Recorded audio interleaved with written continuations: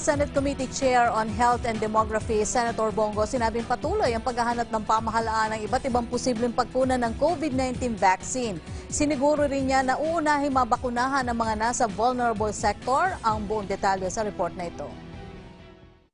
Binigyang diin ni Senate Committee on Health Chairman Senator Bongo na hindi kasamang mga politiko sa mga prioridad na mabakunahan kapag nakabili na ang pamahalaan ng mabisang bakuna kontra COVID-19. Ang pahayag ng senador ay tugon sa ilang katanungan kung bakit uunahin sina DOH Secretary Francisco Duque at National Task Force Against COVID-19 Chief Implementer Carlito Galvez Jr. sa babakunahan kapag nariyan na ang COVID vaccine. Paglilinaw ni Go, ang hamon niya kina Secretary Duque at Galvez na tinanggap naman ang dalawa na unang magpaturok ng COVID-19 vaccine ay bahagian niya ng hakbang para ipakita nila na may tiwala sila sa bakuna. Hindi lang po dahil unahin.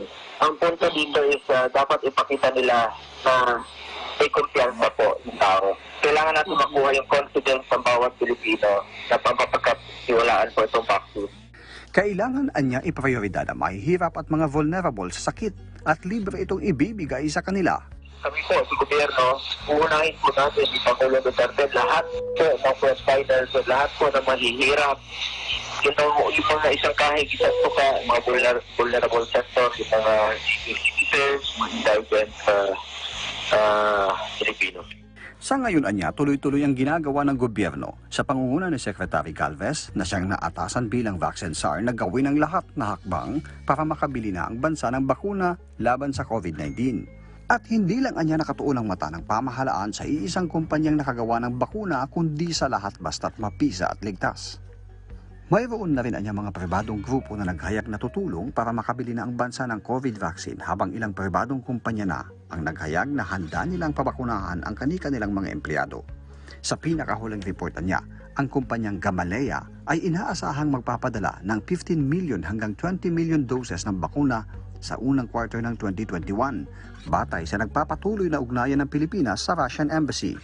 Ang AstraZeneca naman ay nangako ng 2.6 million doses at maaaring magdagdag pa ng 20 million na bakuna, habang ilang pribadong sektor at LGU ang bibili din ng karagdagang 5 milyon hanggang 10 milyong bakuna ng AstraZeneca sa Mayo ng 2021. Tuloy-tuloy din ang proseso ng negosasyon para sa mga bakunang gawa ng Pfizer, Sinovac at Moderna. Una nang nilinaw ng DOH kamakailan na kailangang 2 beses bakunahan ng isang tao para maging mabisa ito, kung saan 21 araw ang pagitan ng una at pangalawang pagbabakuna. Huwag ko kayo mag-alala, ginagawa po namin sa gobyerno, lahat sa abot ng ating makakaya ay pinaghahandaan natin ito, pinag-aaralan natin mabuti, one step at a time. Bago po ito, lahat po sa buong mundo ay pinag-aaralan po itong COVID-19. Mahigpit namang bilin ng senador sa publiko na huwag maging kampante dahil kahit may na-develop ng mga bakuna kontra COVID-19, ay nariyan pa rin ang banta ng virus, kaya marapat lang anyang sundin pa rin ang pinatutupad na health protocols.